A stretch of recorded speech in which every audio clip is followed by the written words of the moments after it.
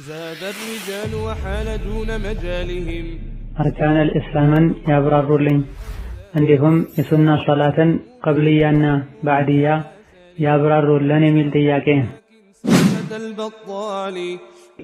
أني نفاس لا يهوني لراسيم يهون لرجو يحفظ كتن القرآن بكرا تقرأ اللوي يميل دياكين أبادي يشاركال በየዓመቱ የተለያዩ ዶሮዎችን ቀን እየጠበቀ ያርዳል። ቀብር ላይም ይለምናል። ወኪል የሆነው ዶሮኛል። አባቴም በበኩሉ ቤት ውስጥ ሽርክ አላደርግም፣ ችግር የለውም፣ ደግሞም ልጄ ስለሆንሽ እንደፈለኩኝ ማድረግ እችላለሁ ይላል። ኒካሑ እንዴት ይታያል የሚል ጥያቄ ነው። አብዛኞቹ ሰርጋቸው ላይ ልብ የሌለው ነሺዳ እያሉ ይከፍታሉ። ስንነግራቸው ደግሞ ሰርግ እኮ ነው ይሉናል። በዚህ ነገር ላይ ነሲሃ ቢሰጡን የሚቻለው ግጥም ምን አይነት ነው የሚል ጥያቄ ነው። የሞተን ወይም ሳይታረድ የሞተ ስጋቸው የሚበሉ እንስሶችን ቆዳቸው ተገፎ መጠቀም ይቻላልን? ሀገር ቤት ዝም ብሎ ከሚጣል እያሉ ይጠቀሙታል የሚል ጥያቄ ነው። فاغتنم رحمك الله حياتك النفيسة واحتفظ بأوقاتك العزيزة. ከዛሬ ጥያቄዎች የመጀመሪያው አርካን አልእስላምን ያብራሩልኝ፣ እንዲሁም የሱና ሶላትን ቀብልያና ባዕድያ ያብራሩልን የሚል ጥያቄ ነው። ለሰው ልጆች የሚያስፈልጉና የሚጠቅሙ የሚበረታቱ ጥያቄዎች እንዲህ አይነት ጥያቄ ነው። የሰው ልጅ በሚጠይቅበት ጊዜ ዲኑን ለማወቅ ወደ አላህ ይበልጥ ለመቃረብ ሊሆን ይገባዋል። ነቢያችን ሰለላሁ ዐለይሂ ወሰለም ከሷሐቦቻቸው ቁጭ ባሉበት አንድ ለየት ያለ ሰው ወደ ነቢዩ ዐለይሂ ሰላቱ ወሰላም ዘልቆ ስለ እስላም ንገረኝ አላቸው። ነቢዩ ሰለላሁ ዐለይሂ ወሰለም እስላም ብለው ማለት ከአላህ ተባረከ ወተዓላ በስተቀር እውነተኛ አምላክ እንደሌለ ነቢ ሙሐመድም የሱ መልእክተኛ እንደሆኑ ማመን ነው፣ መመስከር ነው። 5 ወቅት ሶላትንም ጠብቆና አስተካክሎ መስገድ ነው። ዘካን መስጠት ነው። የረመዳን ጾምን መጾም ነው። አቅም ያለውና የቻለ ሰው ሐጅ ማድረግ ነው አሉት ነብዩ ሰለላሁ ዐለይሂ ወሰለም። ግለሰቡ ወይም በሰው ተመስሎ የመጣው መላኢካ ለነብይ የጠየቀ እሳቸው የሰጡት ምላሽ አርካነል ኢስላም አርካነል ኢማን በመባል የሚታወቅ የእስልምና ማዕዘናት 5 ናቸው። ዋናውና የመጀመሪያው የአላህን ተባረከ ወተዓላ ትክክለኛ አምላክነት አምልኮና ዒባዳ የሚገባው ለሱ ብቻ መሆኑን በልብ አውቆ በምላስ መግለጽ። ከዛ በኋላ ይህ ምስክርነት ቃል የሚያስገድደውን ነገር ሁሉ ማድረግ ነው። 5 ወቅት ሶላትን መስፈርቱን አሟልቶ ጊዜውን ጠብቆ ሶላቱ ውስጥ አላህን ያስታወሱ በስነ ስርዓቱ መስገድ። የመጀመሪያውን ሸሃደቴን ያልተቀበለ ሰው ላኢላሃ ኢለላህ ሙሐመዱር ረሱሉላህ ትርጉሙን አውቆ ከልቡ አምኖበት በምላሱ ያልገለጸ ሰው ሶላት ሊጠቅመው አይችልም። ላኢላሃ ኢለላህ ሙሐመዱር ረሱሉላህ ቢልም ሶላትን ያልተቀበለና ያስተባበለ ሰው አልያ ደግሞ ከማመኑም ጋር ሙሉ በሙሉ የተወሰው ላኢላሃ ኢለላህ ሙሐመዱር ረሱሉላህ ማለቱ ሊጠቅመው አይችልም። እነዚህ ሁለቱ የሌሉት ሰው እነዚህ ሁለቱን ያልተቀበለ ሰው እስላም ውስጥ እንዳልገባ ነው የሚቆጠረው። ሁለቱ መቼም ሊለያዩ አይገባቸውም፣ ሶላትና ሸሃደቴ። አላህ ተባረከ ወተዓላ በተከበረው ቃሉ ሙሽሪኮችን አስመልክቶ ሲናገር ከሽርካቸው ከተወበቱና ሶላትን ከሰገዱ ዘካንም ከሰጡ ሙስሊም ወንድሞቻቸው ናቸው ብሏል። ሶላትን ያልሰገደ ሙስሊም እንደማይሆን የሚያሳይ ከዛልክ ንብረት ያለው ሰው ሸርጡ ከተሟላ ዘካ ማውጣት ሌላኛው የእስላም ማዕዘን። ቢሰግድም ቢጾምም አንድ ሰው የዘካን ግዴታነት አላምንም አልቀበልም ቢል አንድ ሰው ከእስልምና ይወጣል። ዘካ ከንብረታችን የተወሰነውን ለአቅመ ደካሞች አሳልፈን በመስጠት ለጌታችን ታዛዥ መሆናችንን በተጨባጭ የምናሳይበት የዒባዳ አይነት ነው። ዘካ የሚወጣው ከንብረት ውስጥ እጅግ በጣም ትንሹ ነው። የአንድ አስረኛው ሩብ ነው የሚወጣው። 100 ሺህ ያለው ሰው 2500 ብር ብቻ ነው የሚያወጣው። ከዛ ካለፈም ሂሳብ ተሰርቶ በዚሁ መሰረት ነው የሚወጣው። እንዲሁ ገንዘብ እጁ ላይ ስላለ ብቻ አይደለም የሚያወጣው። ዘካ የወጀበበት ገንዘብ ሁሉ የራሱ ከሆነ እንደዚሁ ዓመት ሙሉ እሱ ጋር ከተቀመጠ ቤት ውስጥ ከሚገለገልበት ዕቃ ከሚኖርበት ቤት ለግሉ ከሚጠቀመው መኪና ዘካ አውጣ ይባላል። የንግድ መኪና ካለው መኪናው ሰርቶ ከሚያስገባው ዘካ የሚያወጣው፣ ያከራየው ገቢ የሚያገኝበት ቤት ካለው ከገንዘቡ ዘካ የሚያወጣው፣ የንግድ ድርጅት ሱቅ ካለው እዛ ውስጥ ካለው ንብረት ነው ዘካ የሚወጣው። ተቀማጭ ገንዘብ ካለ ነው ዘካ የሚወጣው። አራተኛው ጾም ሲሆን በዓመት አንድ ወር ብቻ ምግብና መጠጥን እንደዚሁ ምግብን ሊተኩ የሚችሉ ነገሮችንና የተቃራኒ ጾታ ግንኙነትን ሌሎችም ጾም ያፈርሳሉ የሚባሉ ነገሮችን ጎህ ከቀደደበት ጊዜ ጀምሮ ፀሐይ እስኪጠልቅ ድረስ መራቅና መታቀብ ነው ለአላህ ብለው ነይተው። አምስተኛው ሐጅ ሲሆን የተከበረውን የአላህን ተባረከ ወተዓላ ቤት ካዕባን በዒባዳ ንያ ግዴታን ለመወጣት በሚል መጎብኘትና ከጉብኝቱ ጋር ተያይዘው ያሉ ዒባዳዎችን መፈጸም። ይህም ግዴታ የሚሆነው አቅም ያለው ሰው ላይ ነው። ጤነኛ ከሆነ መንገድ ሰላም ከሆነ ደርሶ መመለስ የሚችልበት መጓጓዣ ካለው አሊያ ደግሞ የትኬት ካለው ሄዶ እስኪመለስ ድረስ የሚያስፈልገውን ወጪ መሸፈን የሚችልበት አቅም ካለውና ሄዶ እስኪመለስ ድረስ ለቤተሰቦቹ በቂ የሆነን ወጪ ማስቀመጥ የሚችልበት አቅም ካለው በህይወትም ዋጅብ የሚሆነው አንድ ጊዜ ብቻ ነው። ሐጅና ዘካን ጾምን ያስተባበለና አያስፈልግም የለም ያለ ሰው ከእስልምና ይወጣል፣ ይከፍራል። ከማመኑ ጋር በቸልተኝነት ወደ ኋላ ያለ ሰው ከባድ ወንጀልን የተዳፈረ ሲሆን ይከፍራል አይከፍርም በዑለሞች መሃል ኺላፍ አለበት። በጊዜው ያለ የሙስሊሞች መሪ ሊቀጣው እርምጃ ሊወስድበት ሊያስፈራራው እምቢ ካለ ሊያስረው እንደሚገባ ዑለሞች ገልጸዋል። የሶላት ቀብልያና ባዕድያዎችን በተመለከተ ከነብዩ ሰለላሁ ዐለይሂ ወሰለም እንደተነገረው ነብዩ ሰለላሁ ዐለይሂ ወሰለም በቀን ውስጥ 12 ረክዓ ጠብቆ የሰገደ ሰው ጀነት ላይ ቤት ይሰራለታል ብለዋል። እነዚህ 12 ረክዓዎች ከፈርዱ ሰላቶች ከፊትና ከኋላ የሚሰገዱ ሲሆን ከፈጅር ወይም ከሱብሂ በፊት 2 ረክዓ፣ ከዙህር በፊት 4 ረክዓ፣ ከኋላው 2 ረክዓ፣ ከመግሪብ በኋላ 2 ረክዓና ከዒሻ በኋላ 2 ረክዓ ናቸው። በአንዳንድ ዘገባዎች 10 እንደሆኑም ተነግሯል። ከዙህር በፊት 4 የነበረው 2 ተደርጎ ማለት ነው።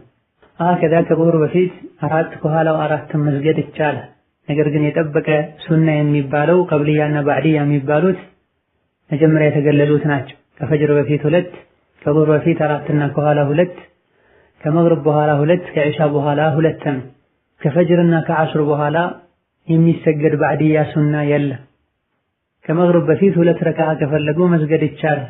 ከዒሻ በፊትም እንደዚሁ ከፈለጉ 2 ረክዓ መስገድ ይቻላል። ከዐስር በፊት ከፈለጉ 2 ከፈለጉ 4 መስገድ ይቻላል። በአዛንና በኢቃም መሃል ሱና መስገድ እንደሚቻል የሚያሳይ ጥቅል የሆነ ሐዲስ አለ። ከዐስር በፊት 4 ረክዓ የሰገደ ሰው አላህ ይዘንለት የሚል ሐዲስም አለ። ደረጃው ሐሰን ነው ኢንሻአላህ ተዓላ። ሌላኛው ጥያቄ እኔ ንፋስ ላይ ሆኜ ለራሴም ይሁን ለልጁ የሐፈዝኩትን ቁርአን ብቀራ ችግር አለው ወይ የሚል ጥያቄ ነው። ንፋስ ማለት የወሊድ ደም ማለት ሲሆን የወሊድ ደም ላይ የሐይድ ደም ላይ ያለች ሴት ቁርአን መቅራት ትችላለች አትችልም? በዑለሞች መሃል ኺላፍ አለበት። ራጂሑ ቁርአኑን ቀጥታ በእጃቸው መያዙ እንጂ የሚከለከለው በባዶ እጃቸው ሳይነኩ አያ ደግሞ ሰው እየገለጠላቸው ወይም ደግሞ በሞባይልና በመሰል ነገሮች እየተጠቀሙ ቁርአን ቢቀሩ ኢንሻአላህ ተዓላ ችግር የለው። ለራሷም ይሁን ለልጇ ማለት ነው። ቁርአን መቅራት ዒባዳ ነው ዝክርን በመሰረቱ የተፈቀደን ዒባዳና ዝክር በወሊድ ደምና በሐይድ ምክንያት ለመከልከል ግልጽ የሆነ ደሊል ሊኖር ይገባል። ሶላት ግልጽ በሆነ ደሊል ነው የተከለከለው ሐይድና የወሊድ ደም ላይ ላሉ ሴቶች፣ ጾምም እንደዚሁ ግልጽ በሆነ ማስረጃ ነው የተከለከለው። ሌሎችም የተከለከሉ ነገሮች በማስረጃ ነው የተከለከሉት። ቁርአንን ነብዩ ሰለላሁ ዐለይሂ ወሰለም የከለከሉበት ሁኔታ ስለሌለ ሐይድም ይሁን የወሊድ ደም ላይ ያሉ ሴቶች ቀጥታ በእጃቸው ሳይነኩ መቅራት ይችላል። ሌላኛው ጥያቄ አባቴ ያሻርካል፣ በየዓመቱ የተለያዩ ዶሮዎችን ቀን እየጠበቀ ያርዳል፣ ቀብር ላይም ይለምናል፣ ወኪል የሆኑ ድሮኛል። አባቴም በበኩሉ ቤት ውስጥ ሽርክ አላደርግም፣ ችግር የለውም፣ ደግሞም ልጄ ስለሆንሽ እንደፈለኩኝ ማድረግ እችላለሁ ይላል። ኒካሑ እንዴት ይታያል የሚል ጥያቄ ነው። እዚህ ላይ የተጠቀሱ ነገሮች አባት ያደርጋቸዋል የተባሉ ነገሮች የተወሰኑት የሽርክ ተግባር ናቸው፣ የተወሰኑት ደግሞ ወደ ሽርክ መዳረሻ ናቸው። ጃህልና አላዋቂ ከሆነ ይነገረዋል። ከማስረጃ ጋር ቀስ ተብሎ ለማስረዳት ሙከራ ይደረጋል። ግልጽ ተደርጎለትና ተነግሮትም ማስረጃው ደርሶትና ገፍቶትም የሚከራከር ከሆነ ይተዋል። አላህ ተባረከ ወተዓላ እንዲያስተካክለው ዱዓ ይደረግለታል። ኒካሑ የታሰረው እሱ ያለበትን ሁኔታ ሽርክ መሆኑን ሳያቅና ሳያስረዱት በፊት ከሆነ በመሰረቱ ሙስሊም ነኝ ብሎ እስልምናን ሃይማኖቱ አድርጎ እስከያዘ ድረስ በአላህ በረሱል በቁርአን በሸሪዓ እስካመነ ድረስ ባላዋቂነቱ በጀህልናው ዑድር ይሰጠዋልና ያሰረው ኒካህ ትክክል ይሆናል።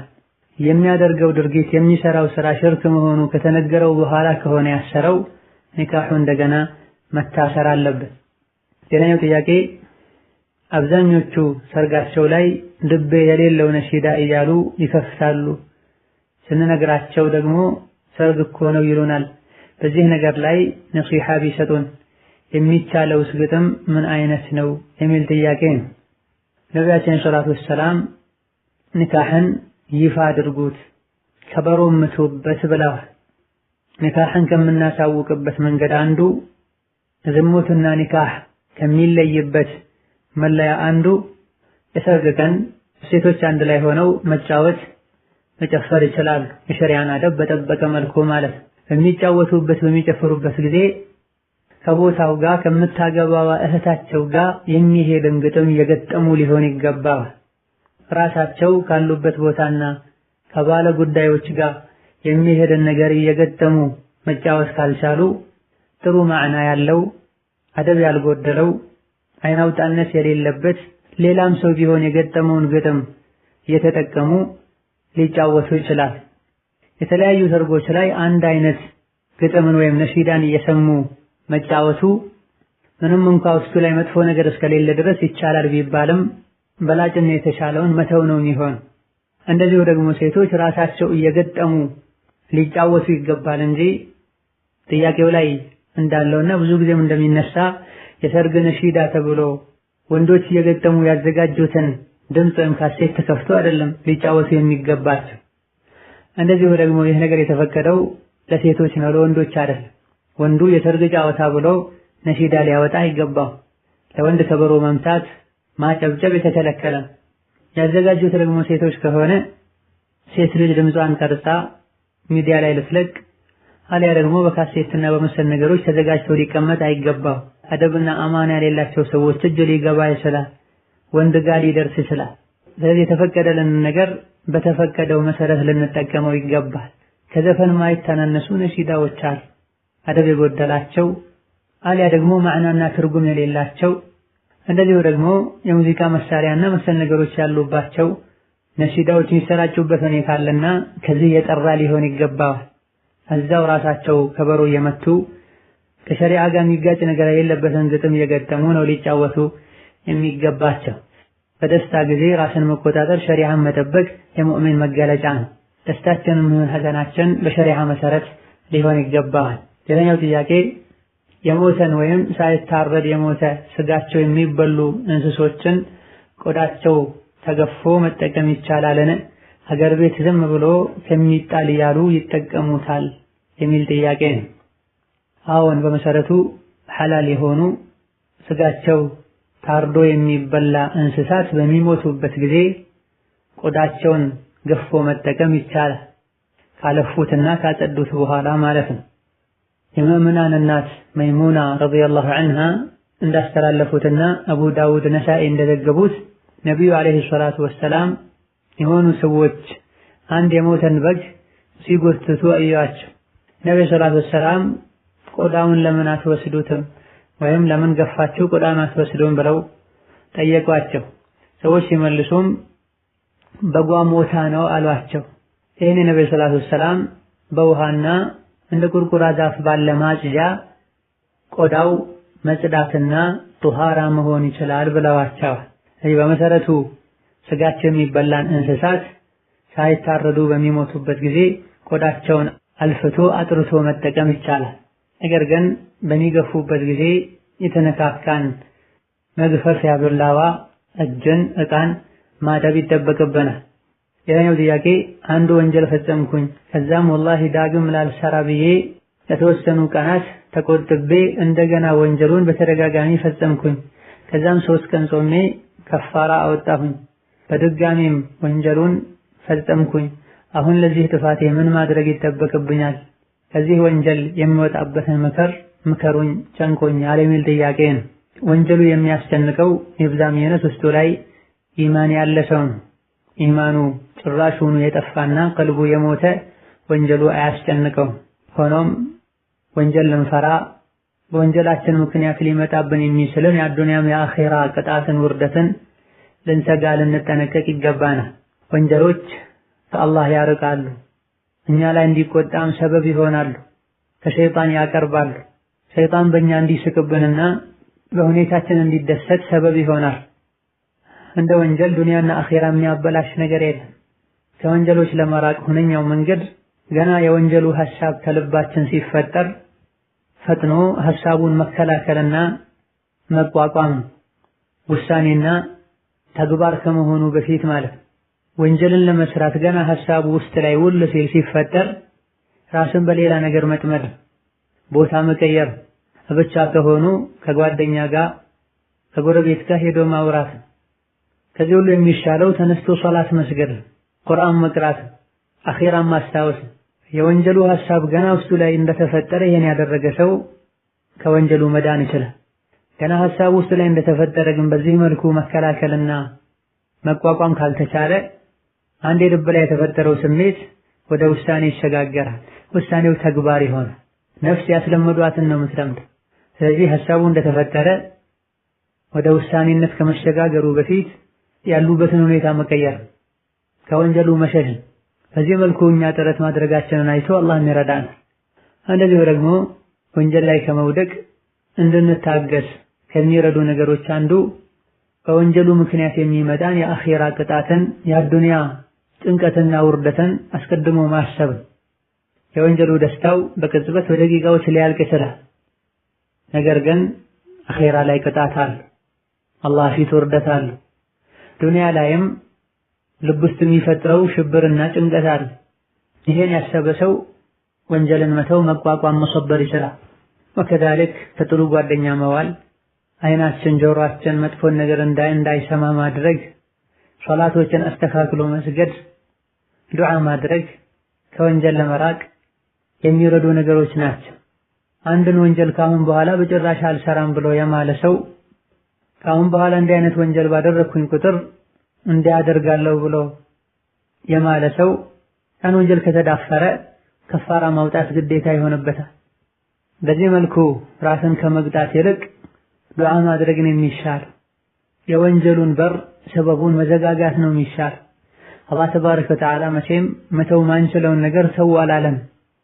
ተው የተባልነውን ነገር የምንችለው ከመሆኑ ጋር ማንተውበት ምክንያት ምንድነው? ሰበብ ይኖራል። እንደ ወንጀሉ አይነት ሰበቡ ይለያያልና ከመሰረቱ ችግሩን መቅረፍ።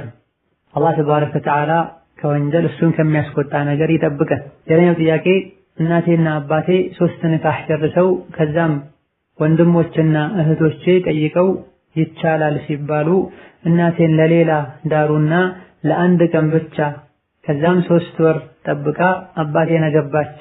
አባቴና እናቴ አይቻልም ብለው ተስፋ ቆርጠው ነበር። አሁን እንዴት ማድረግ ይሻላል የሚል ጥያቄ ነው። በዚህ መልኩ ዘዴ ፈጥሮ ሸሪዓ የከለከለውን ሐራሙን ሐላል ለማድረግ መሞከር ትልቅ የሆነ ወንጀል። አንድ ወንድ ሚስቱን በሶስት ከፈታና ሶስቱን ፍቺ ከተጠናቀቀ በኋላ ድጋሚ እሷን ለማግባት ሌላ ወንድ አግብታ መፍታት ስላለባት ለትዳር ማይፈልጋትን ማትፈልገውን ወንድ ለጊዜው አግብታ እንድትፈታ ማድረግ ከባድ ወንጀል ነው። በዚህ መልኩ የታሰረ ኒካህም ውድቅና ከንቱ ነው። ዑቅባ ኢብኑ ዓሚር የሚባሉት ሱሐቢ ከነቢዩ እንዳስተላለፉት ነቢያችን ዐለይሂ ሰላቱ ወሰላም አላ ኡኽቢሩኩም ቢተይሲል ሙስተዓራ የተውሶ በግ ምን እንደሆነ ልንገራችሁ እንዲያሏቸው ለሰሐቦቻቸው። ሰሐቦችም አዎን ይንገሩን የአላህ መልእክተኛ አሏቸው። ነቢዩ ሰለላሁ ዐለይሂ ወሰለም ሁወል ሙሐሊሉ ለዐነ አላሁል ሙሐሊለ ወልሙሐለለ ለሁ አሏቸው። የተውሶ በግ ማለት አንድ ወንድ ላይ ሶስቴ ስለፈታት ሐራም ተደርጋበት የነበረችን ሴት ወደ ቀድሞ ባሏ እንድትመለስ በሚል ንያ ብቻ አግብቶ የሚፈታ ወንድ ነው የተውሶ በግ የሚባለው። ይሄን የሚያደርግና የሚደረግለትን አላህ ይርገማቸው ብላ ነብዩ ሰለላሁ ዐለይሂ ወሰለም አብሯት ሊኖር ለትዳር ማይፈልጋትን ሴት ለቀድሞ ባሏ በሶስት ስለፈታት ወደሱ እንድትመለስ ብቻ ብሎ የሚያገባ ወንድ የተረገመ ነው። የመጀመሪያ ባሏም ለሱ ሐላል እንድትሆን ብሎ ይሄን ያደረገ እንደሆነ እሱም የተረገመ ነው። በዚህ መልኩ ያደረገው ኒካህም ትክክለኛ ኒካህ አይሆንለትም። ስለዚህ ሁለቱም ይተውበቱ ወደ ጌታቸው ይመለሱ። ከዛ በኋላ እሷን በትክክለኛ መንገድ ለጋብቻ የሚፈልጋት ሰው መጥቶ አግብቷት ትዳራቸው ሊሳካ ካልቻለ ከተፋቱ ከዛ በኋላ ለቀድሞ ባሏ በአዲስ ኒካህ ቢመለሱ ችግር የለም። እሷ ወይም እሱ በራሳቸው መንገድ አቀናጅተው ከሆነና ወደ ቀድሞ ትዳር ለመመለስ ብቻ በሚል አስበው ከሆነ ኒካህ ውስጥ የገቡት ኒካሁ ትክክል አይሆንም። ሌላኛው ጥያቄ ባለትዳር ነበርኩኝ መስማማት ስላልቻለን እንዲፈታኝ ጠየቅኩት። አልፈታም ሲል በፍርድ ቤት ከሰስኩት። ፍርድ ቤትም ከዛሬ ጀምራ ሚስትህ ፍች ናት ህግ ነው የፈታት ብለው በግድ አስፈረሙት። ሚስቴን አልፈታም በማለቱ ከዛ ጀምሮ 9 ዓመታችን ከተለያየን የት እንዳለሁም አይጠይቅም ሚስቴ ናትም አይልም። አሁን ኒካው እንዴት ይታያል አብራሩልኝ የሚል ጥያቄ ነው። ፍቺ ያለው በባል እጅ ነው። ከባል ውጪ ማንም ሊፈታ አይችልም፣ ኒካህ ሊያወርድ አይችልም የወከለው ሰው ካልሆነ በስተቀር። አባትም ይሁን የሴቷ ዘመዶችም ይሁኑ ህግም ይሁን ባልን አስገድዶ ኒካህ ማውረድ አይችልም። اللهم ኢላ ባል ሚስቱን በድሎ ከሆነና ሐቋን አጉድሎ ከሆነ ፈታኝ ብላ ጠይቀው አልፈታም ካለ በሸሪዓ ፍርድ ቤት ትክክለኛ ቃዲ ጋር ሄዳ ያለውን ጉዳይ አስረድታ ትክክለኛ ቃዲ ወንዱን ጠርቶ ጠይቆት ምክንያቱ አሳማኝ ሆኖ ካላገኘው የሙስሊሞች ቃዲ ኒካሁን ሊያወርደው ይችላል። ይህ በሌለበት ሁኔታ ላይ በሰው ሰራሽ ህግ ወይም በዘመናዊ ፍርድ ቤት ባልን ጠርቶ አስፈራርቶ በህግ ኒካህ ማስወረድ ሳያምንበት አስገድዶ ማስፈረም ትክክል አይደል። ኒካሁ አይወርድም በዚህ መልኩ። ላኪን ሸሪዓ ፍርድ ቤት በሌለበት አካባቢ ላይ በዘመናዊ ፍርድ ቤቶች ጠርተውት አሳምነውት እሱ ራሱ አምኖበት ሳይገደድ ፈርሞ ከሆነ ይሄን ያደረገው ራሱ ስለሆነ የተኛውን ፍርድ ቤት ቢሆን ችግር የለውም እንላለን። ነገር ግን እነሱ አስገድደውት ከሆነ ኒካሁን ያወረዱት የማስገደድ እነሱ ኒካህ ላይ ማስገደድ አይችሉም። እሱ ሐቅ አልጠብቅም ካለና ችግር ካለበትም ሸሪዓ ያስቀመጠውን መፍትሄ ልናገኝ የሚገባው የሸሪዓ ፍርድ ቤት በመሄድ ነውና እዛ መገደድ አለበት ብለው ካመኑ በቤተሰብ በኩል መፍታት ካልቻሉ ሸሪዓውን በጠበቀ መልኩ እሱ ሳያምኑበት ቢያወርዱት ችግር የለም። አማ በዘመናዊ ፍርድ ቤቶች ከሆነ የወረደው እንደ ሸሪዓ የተቀመጡ ህግና ስርዓቶችን በጠበቀ መልኩ ስለማያወርዱት እሱ ሳያምኑበት አስገድደው ከሆነ ያስፈረሙት ኒካሁ አይወርድም። 9 ዓመት ሙሉ የታለሽ ብሎ አለመጠየቁ ብቻም ኒካሁን አያወርደው። አንቺ ከሱ ጋር መኖር ካልፈለግሽ እንደዚሁ ደግሞ በፍርድ ቤት ሚስቴን አልፈታም እያለ አስገድደው እንዳስፈረሙት ካወቅሽ በትክክለኛው መንገድ እንዲፈታሽ መከታተልና መጠየቅ ይኖርብሻል። በመሆኑም ያለው ነገር አስተካክላችሁ በአዲስ መልኩ ህይወታችሁን መቀጠል፣ ካልሆነ ደግሞ በትክክለኛው መንገድ ሸሪዓው ባስቀመጠው መሰረት እንዲፈታ በቤተሰብ በዘመድ እምቢ ካለም በሸሪዓ ፍርድ ቤት መጠየቅ ነው። ሌላኛው ጥያቄ ባለትዳር ነበርኩኝ ከማግባቴ በፊት ልጁ ጥሩ እንደነበረ ጥሩ እንደሆነ ነበር የማውቀው። ከተጋባም በኋላ ያጨሳል፣ ይቅማል። ለምን ብዬ ስጠይቀው አያገባሽም እያለ ኸምር መጠጣትም ጀመረ። ተው ስለው አልሰማኝም። በጓደኛም ተመከረ። ከሁሉም ጥፋቱ ይስተካከል አልቻለም። ከአባቴ ጋር ሆኜ ፍች ጠየቅኩት። ያጌጥኩልሽን መልሽልኝና ንካህሽን አወርድልሻለሁ ሲለኝ ጌጡን መልሼ ተፈታሁኝ። በፈታኝ በ10 ቀኑ ረጃዕቱ አለኝ። እኔ ግን አልተመለስኩለትም። አሁን እሱ ኒካህ አለኝ እያለ ይጨቀጭቀኛል። ኒካህ አለው ወይ የሚል ጥያቄ ነው። ባል ከሚስቱ የሰጣትን ገንዘብ መልሽልኝ ብሎ አልያ ደግሞ ሌላ ጥቅምን አግኝቶ ከሆነ የፈታው ረጃዕቱ ማለት አይችልም።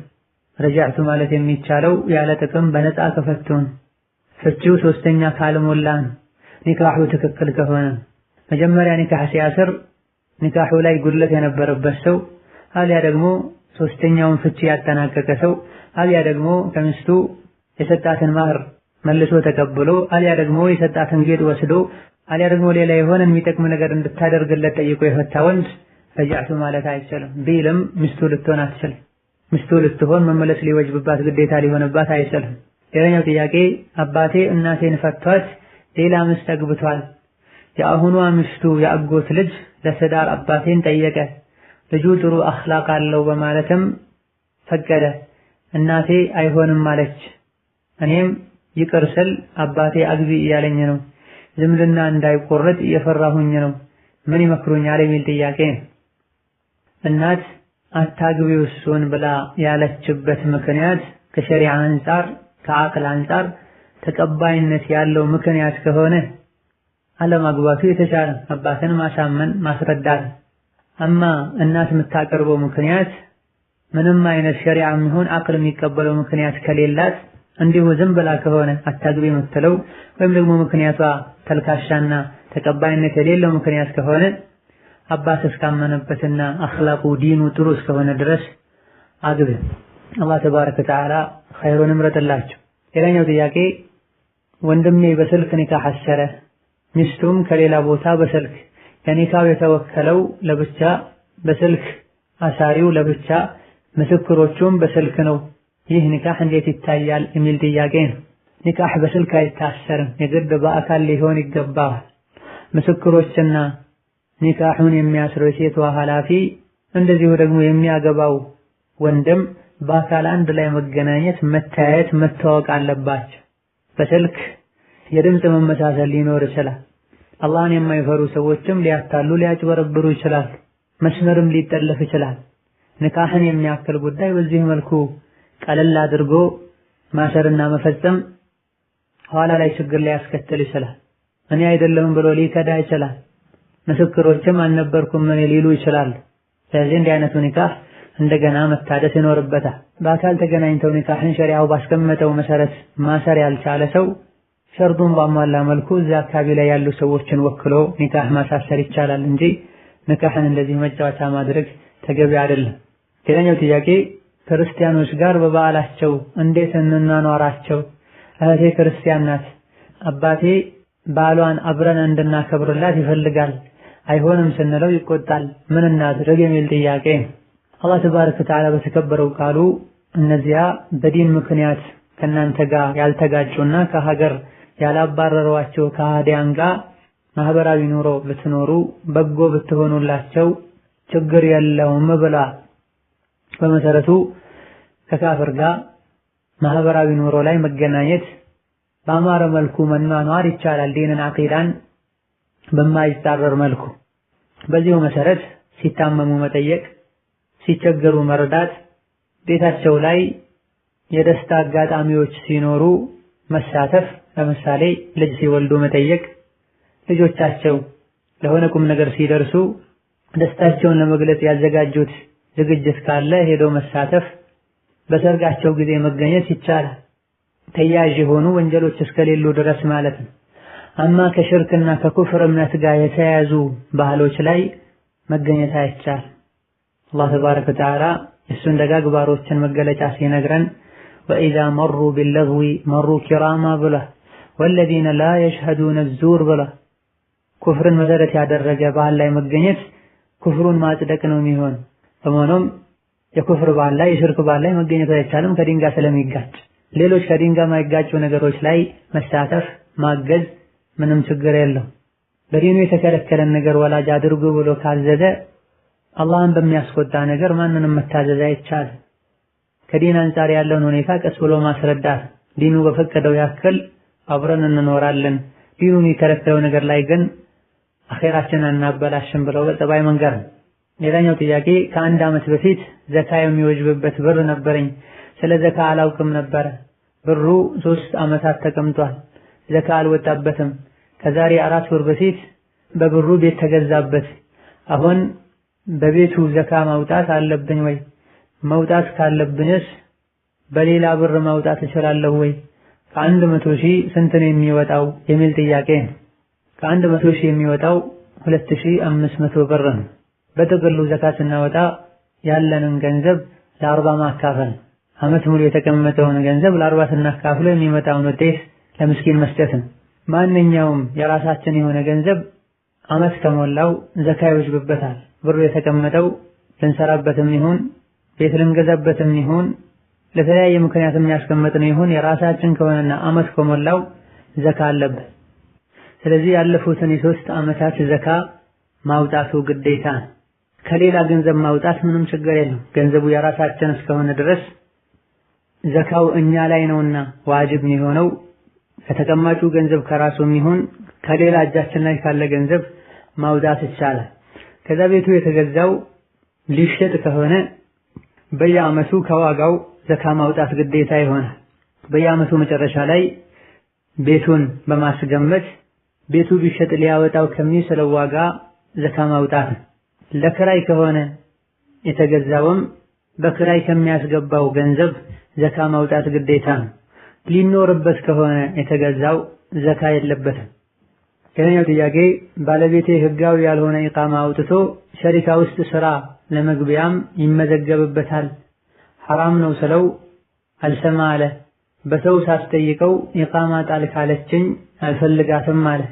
እንዲሁም መኖሪያ ቤት አመቻችልኝ ከአጅነቢ ጋር ተቀላቅዬ አልቀመጥም ስለው በጀማዓ እንጂ አንድ ክላስ ለአንቺ ለመከራየት አቅም የለኝም ሲል በዚህ ሳንስማማ ቀርተን ለፍች ተቃርበናል። ስለዚህ ለዚህ ሰው የማህር ብር መመለስ ይኖርብኛል የሚል ጥያቄ ነው። ማታለልና ማጭበርበር ለዲናችን የተከለከለ ነው። ነቢያችን አለይሂ ሰላቱ ወሰላም ከበባድ ወንጀሎችን እየዘረዘሩ በውሸት መመስከርን፣ ማታለል፣ ማጭበርበርን ጠቅሰዋል። የራሱ ያልሆነን ኢቃማ ወይም መታወቂያ የኔ ነው ማለት፣ የራሱ ያልሆነን የትምህርት መረጃ ዶክመንት ሰነድ የኔ ነው ማለት ማታለልና ማጭበርበር። ያታለለ ያጭበረበረ ከኛ አይደለም በላ የተግባር ውሸትም ጭምር ነው። ስለዚህ ማንኛውም ሙስሊም ከማታለል ከማጭበርበር ሊርቅ ሊጠነቀቅ ይገባል። ሐራም የሆነና የተከለከለን ነገር መሰረት አድርጎ የተገኘ ከስብና ገቢም በረካ አይኖረውም፣ ክልክልም ጭምር ነው። ያንዳንዱ ሙስሊም ምግቡን፣ መጠጡን፣ ልብሱን፣ ማረፊያ መኖሪያውን ሐላልና ንጹህ ሊያደርግ ይገባል። ሴት ልጅም ባሏን ምግቡን ገቢውን እንዲያጸዳ እንዲያጠራ የመጠየቅ መብት አላት። አላህን ፍራ ሐራም አታብላን ልትለው ይገባታል። እሱም እሺ ሊል ይገባል። ለአላህ ብሎ ወንጀልን መጥፎን ነገር የተወሰው አላህ መውጫን ያበጅለታል። ያገኘውን በሐላል ያገኘውን ትንሹንም በረካ ያደርግለታል። በሐራምና አላህ በሚጠላው መልኩ የመጣ ገንዘብ ንብረት በረካ ሊሆን አይችልም፣ ዘለቄታም ሊኖረው አይችልም። እንደዚሁ ባለ ሚስቱ ከሱ ጋር የሚሄድን የአቅማቸውን ቤት የማመቻቸት ግዴታ አለበት። አቅም ካለው ገዝቶ አቅም ከሌለው ተከራይቶ። ሚስቱን ከሌላ ሰው ጋር አንድ ላይ አድርጎ ማስቀመጥ አይፈቀድለትም። ከእናቱ እንኳ ቢሆን እሷ እስካልፈቀደች ድረስ መጀመሪያ እንደ ሸርጥ እስካላስቀመጠ ድረስ። ስለዚህ እንዳቅማችሁ ራሱን የቻለ ቤት አዘጋጀልኝ ብለው አልችልም ካለ ከአጅነቢ ወንድ ጋር ተቀላቅለሽ ተቀመጪ ካለ ሐቋን ሸሪዓ ያስቀመጠላትን ሐቅ ለብቻዋ ቤት ይዛ የመኖርን ሐቅ መጠየቅ ትችላለች። በፍርድ ቤትም ይሁን በሽማግሌ በቤተሰብ ማለት። ይህን ችግሩን ካላስተካከለ በዚህ መልኩ ሰብር አድርጌ አልኖርም ካለች ፍቺ መጠየቅ ትችላለች። ወላኪን ከአጅነቢ ወንድ ጋር አንድ ክፍል አቀላቅሎ ማስቀመጥ እሷ እንኳ ብትፈቅድና ሰብራለሁ ብትል ሸሪዓ የማይፈቅደው ነገር ሐራምና ከልከል አደራችሁን ወደ ሴቶች አትግቡ ብሏል ነብዩ ሰለላሁ ዐለይሂ ወሰለም። ስለዚህ ሐቅሽን መጠየቅ ትችያለሽ። ካሟላና ካስተካከለ መልካም፣ ካልሆነ በዚህ ምክንያት ወደ ፍቺ ከሄዳችሁ ማህሩን መጠየቅ አይችልም። አንቺም መስጠት ግዴታ አይሆንብሽም። የፍቺው ሰበብ እሱ ነው። ሴት ልጅ ማህሩን መመለስ ግዴታ የሚሆንባት ባል ሐቋን ጠብቆ ያኖራት ሳለ አልፈልግህም ብለው የፍቺው ሰበብ እሷ ከሆነች ነው። እሱ ችግር ፈጥሮ ወይም ሐቋን አጉድሎ ከሆነ የሚፈታት ማህር መመለስ ግዴታ አይሆንባትም። ሌላኛው ጥያቄ ከባለቤቴ ጋር አንድ ልጅ ወልደናል። እህቴ ጋር ተጣልቶ ከሰሰችው። 50 ሺህ ብር ተፈረደበት። እሱም ተነስቶ ጠፋ። ልጃችን 5 ወሯ ነበረ። በ2 ዓመቱ ነገሩ ሲከብደኝ ሸሪዓ ፍርድ ቤት ሄጄ ነገሩን አስረዳኋቸው። እነሱም ወኪሉ አጎቱ ነበርና እሱን አቅርበው ለአጎቱ ሁኔታውን ነገሩት። ሸሪዓ ፍርድ ቤት ኒካህን አውርዶ ወረቀትም ሰጥቶኛል። ግን ሰዎቹ እሱ ፈታሁኝ ካላለ አልተፈታሽም እያሉኝ ነው። እኔ አሁን ሌላ ላገባ አስቤያለሁኝ፣ ምን ትመክሩኛላችሁ የሚል ጥያቄ ነው። ጥያቄው ላይ እንደተገለጸው ሸሪዓ ፍርድ ቤት ቀርቦ ጉዳዩ ብቃት ያለው የሸሪዓ ፍርድ ቤት አይቶ ሁኔታውን አጣርቶ የእሱን ወኪል አቅርቦ መወሰድ ያለበትን እርምጃ ወስዶ ኒካሁን ካወረደው ኒካሁ ይወርዳል። በመሰረቱ ኒካህ ያለው የባል እጅ ላይ ነው። ባል ካላወረደ አይወርድም።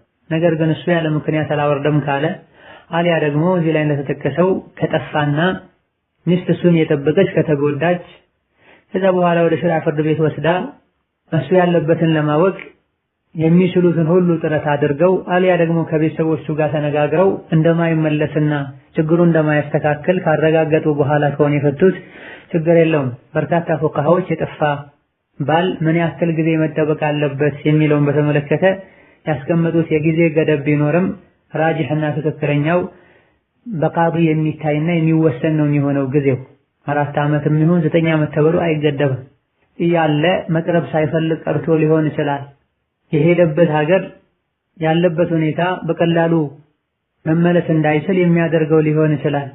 ይሄን ሁሉ ቃዲው አጣርቶ አምኖበት ኒካሁን ካወረደው ሸርጡን ያሟላ ቃዲ ከሆነ ኒካሁ ይወርዳል። ሌላኛው ጥያቄ አበቃቀሉ ወጣ ገባ ያለ ጥርስ በሐኪም ማስተካከል እንዴት ይታያል የሚል ጥያቄ ነው። ማስተካከሉ የግድ ሆኖ ከተገኘ ህመም ካለው ወይም ጉዳት የሚያስከትል ከሆነ አሊያ ደግሞ በጣም የተዛባን